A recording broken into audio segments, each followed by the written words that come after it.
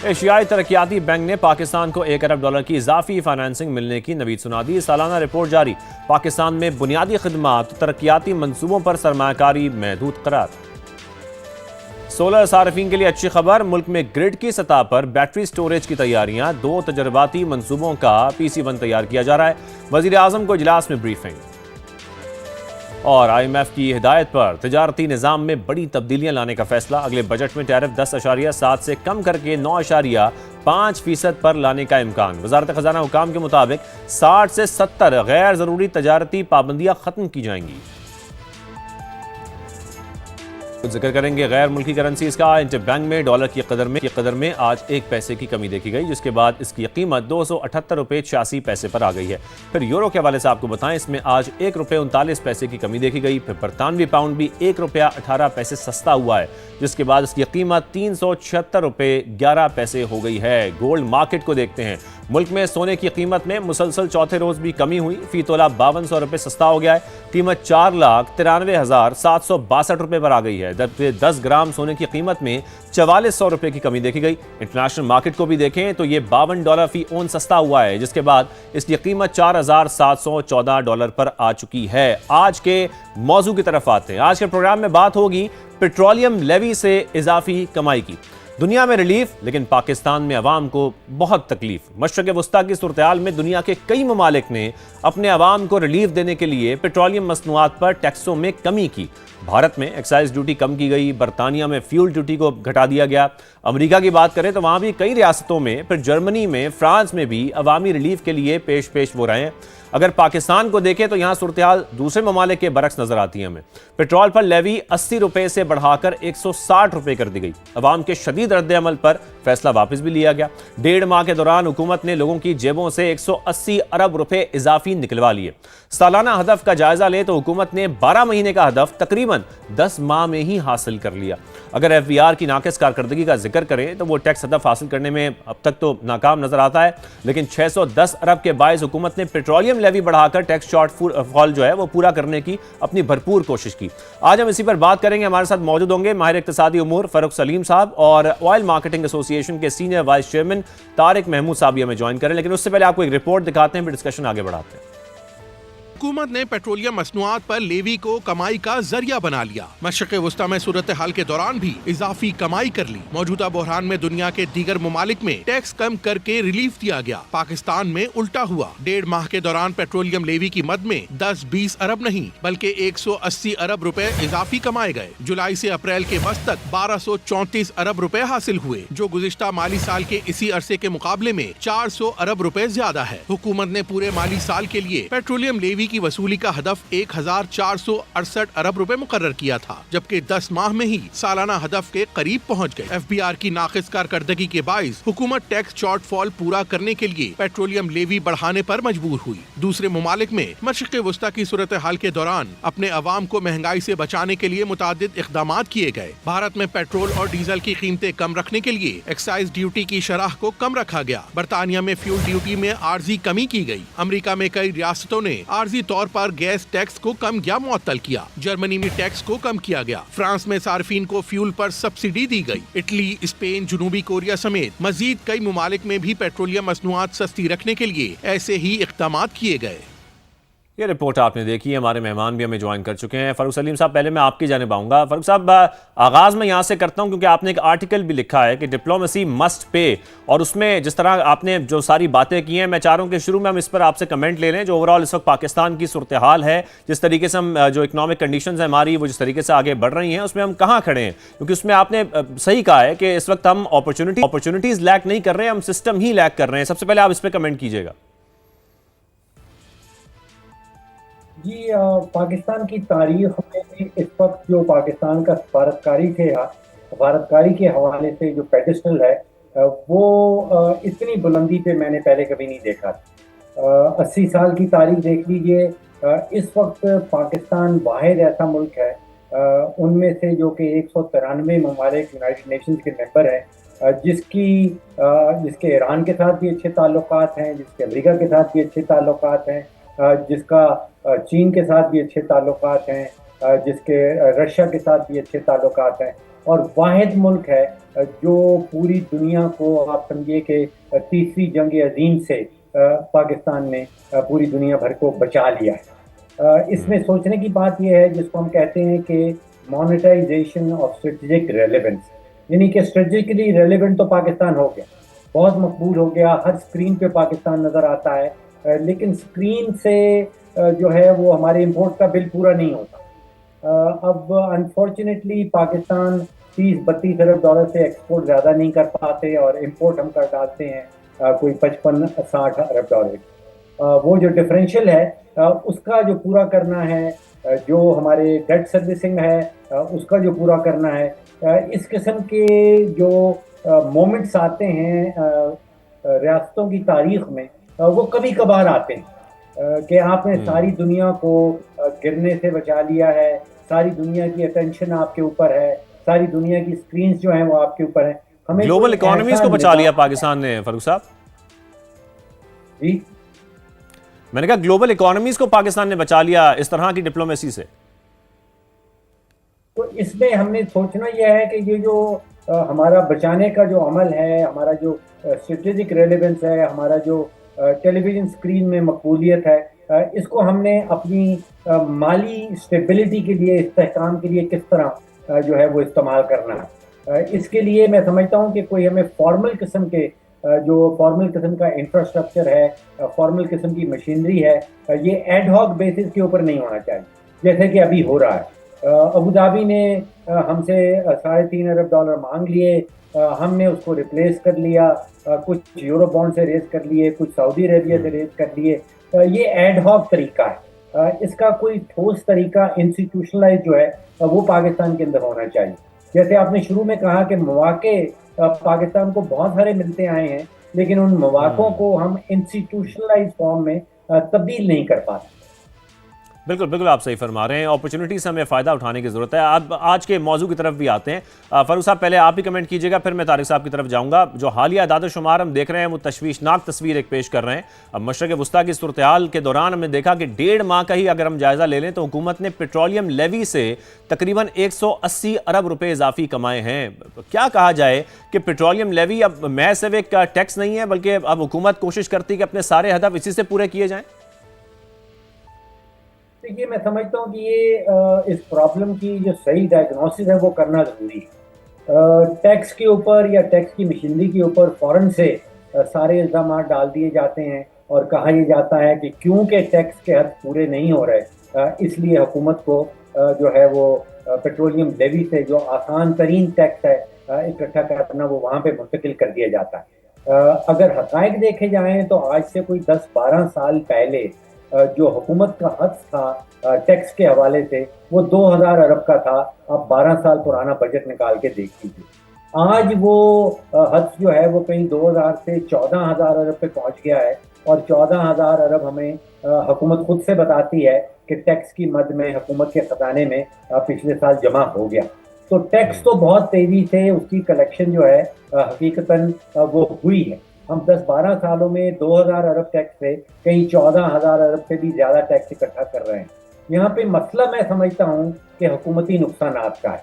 2,500-3 हज़ार अरब का बिजली के अंदर नुकसान कर देते हैं, 2,500-3 हज़ार अरब का गैस के सेक्टर के अंदर नुकसान कर देते हैं। PIA प्राइवेटाइज कर दी गई है, लेकिन 20-25 साल में कोई 800 से 900 अरब रुपए का नुकसान PIA में कर दिया गया था। इसी तरह एक अदारा पाल रखा है पैस्को के नाम से, उसमें गंदम की खरीदारी की जाती है, उसमें कोई 900 अरब की लाइबिलिटीज ऑलरेडी करंट जो है वो खड़ी हैं। इसके अलावा कोई 110 स्टेट और एंटरप्राइजेज हुकूमत पाकिस्तान चलाती है, उसमें 5 से 6 हज़ार अरब का नुकसान करती है। तो ये सारे नुकसानात पूरे करने के लिए हुकूमत को इजाफी जो है वो वसाइल चाहिए होते हैं, और वो मैं समझता हूँ कि आसान तरीन वसाइल जो हैं वो पेट्रोल के ऊपर टैक्स लगा दिया जाता है।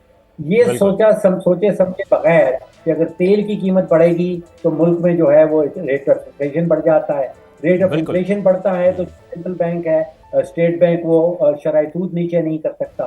शरह सूद नीचे नहीं कर सकता तो उसका मतलब ये है कि हमारा मईशत का पहिया जो है बिल्कुल स्लो डाउन हो जाए। ओवरऑल जो उसका इम्पैक्ट है वो इन तमाम चीज़ों पर आता है। बिल्कुल सही फरमा रहे हैं तारिक महमूद साहब। मैं आपकी तरफ आऊँगा। तारिक साहब, जैसे कि हम ये बात कर भी रहे हैं, दुनिया में हम अगर देखें तो दीगर ममालिक अपने अवाम को महंगाई से बचाने की कोशिश कर रहे हैं। जब मशरक़ वस्ता की हमने सूरत हाल ऐसी बनती देखी, उन्होंने पेट्रोलियम मसनूआत की जो मसनूआत हैं उसको सस्ती रखने के लिए टैक्सों में कमी की। ये सब हम देख रहे हैं, लेकिन पाकिस्तान में हमें ऐसा दिखाई नहीं दिया। लेकिन आपको लगता है कि मशरक़ वस्ता की सूरत हाल में सिचुएशन ऐसी थी कि पाकिस्तान के लिए लेवी बढ़ाना नागुज़ीर था, या ऐसा नहीं था?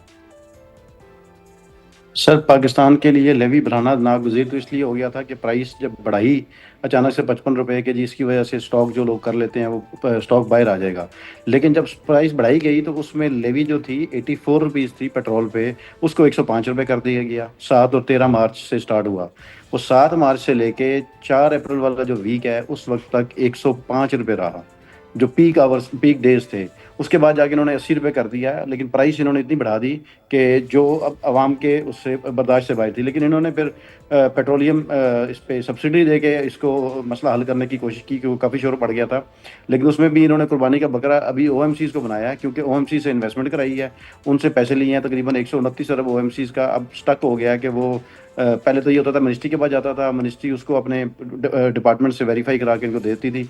लेकिन अब इन्होंने कोई मैकेनिज्म चेंज किया तो वो पैसे भी नहीं दे पा रहे, तो बेसिकली इन्होंने फंड कर लिया उसको OMC से।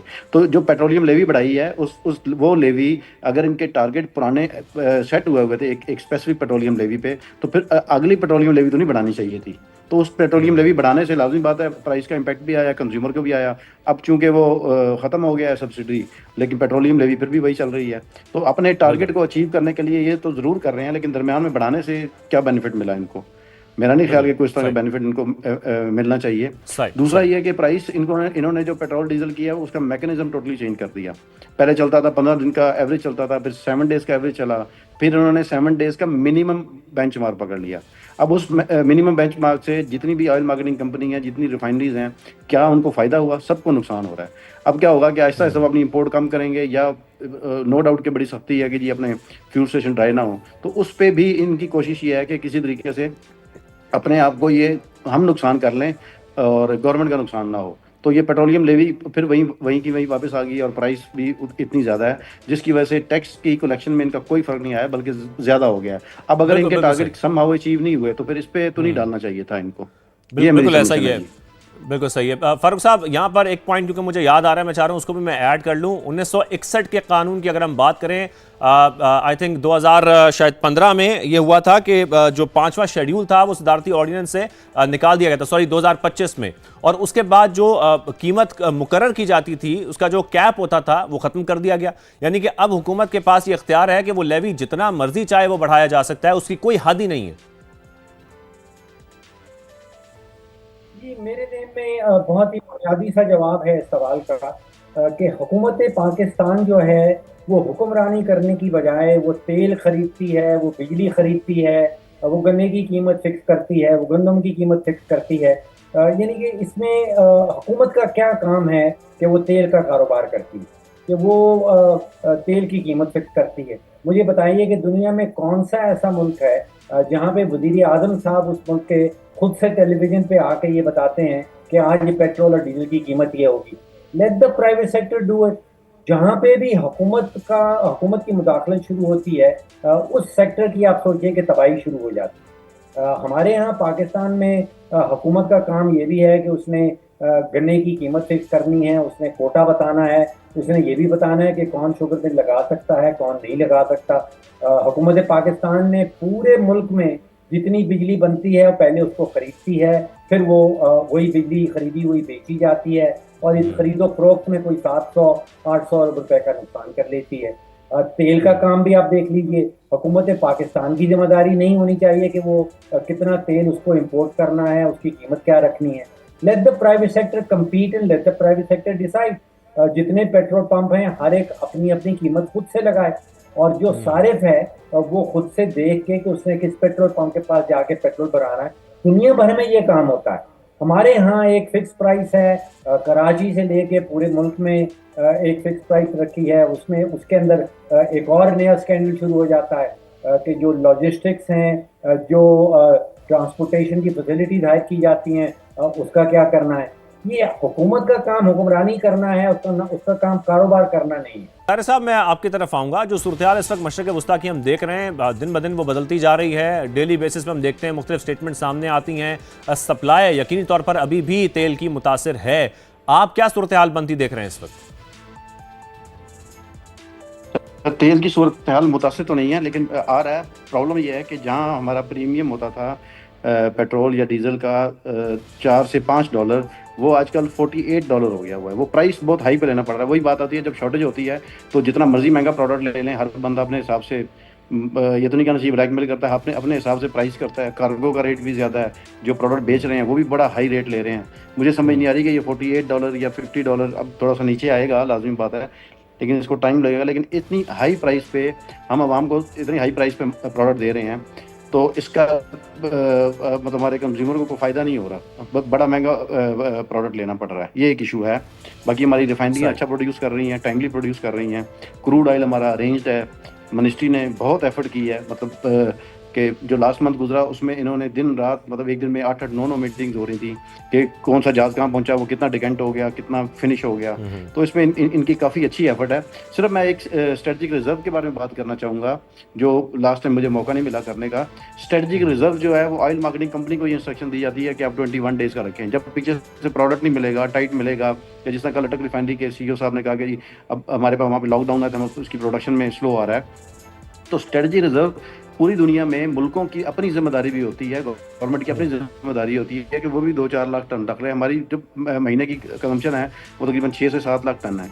अगर हमारी गवर्नमेंट भी 6-7 लाख टन मुख्तलिफ रिजर्वाइज में रख ले, तो हमारा जो स्टॉक है वो 60 डेज पर चला जाएगा। 30 डेज की जगह या 20 की 60। यानी कि तारिक साहब, आप ये कह रहे हैं कि एटलीस्ट हमारे पास जो स्ट्रेटेजिक रिजर्व्स हैं वो 60 दिन के कम से कम होने चाहिए। 60 दिन होना चाहिए, लेकिन उसमें गवर्नमेंट खुद अपना भी स्ट्रेटेजिक रिजर्व रखे। हमारे पास पाकिस्तान में जो स्टोरेज पहले नहीं था, जो 1947 से लेके अभी तक, पिछले 2000 फर्ज करें 10 तक जो बनाए थे, 2010 से ऑनवर्ड जो नई कंपनी आई हैं, जो इमर्जिंग कंपनीज आई हैं, उन्होंने 1.2 मिलियन टन का स्टोरेज नया डेवलप किया है, जो पाकिस्तान में मुख्तलिफ जगहों पर डेवलप हुआ है, जो स्ट्रेटेजिक। लेकिन उसमें प्रोडक्ट इतनी महंगी हो गई है कि वो अब कंपनियां जितनी रख सकती हैं अपने लिए तो रख लेती हैं, लेकिन गवर्नमेंट को खुद भी सोचना चाहिए कि अपने पैसों से भी अपना स्ट्रेटेजी खुद डेवलप करें। ठीक है। और जैसा कि अब ज़ाहिर है हम इस पूरी सूरत-ए-हाल को समझने की कोशिश भी कर रहे हैं। इस वक्त पेट्रोलियम मसनूआत की हम सूरत-ए-हाल देखें, जो इस वक्त मुल्क में सूरत-ए-हाल है, उसमें जैसा कि आप कह भी रहे हैं कि इस वक्त कोई ऐसा हमें किसी किस्म के जो है वो शॉर्टफॉल का सामना नहीं है। हमारे मुल्क में इस वक्त जो तरसील है वो भी पूरी पहुँच रही है, जो डिमांड है वो भी पूरी हो रही है। सप्लाई के किसी किस्म के कोई इशूज़ नहीं है इस वक्त। जी बिल्कुल बिल्कुल, very well managed by ministry of petroleum, OGRA and everyone. वो कहते हैं ना, जब आपस की लड़ाइयाँ होती हैं वो तो बयान नहीं करनी चाहिए, लेकिन जब कलेक्टिव एफर्ट है तो that was very good by the oil marketing companies, by the refineries, by the ministry of petroleum and OGRA. Everyone did बड़ी अच्छी, बड़ा अच्छा काम किया उन्होंने।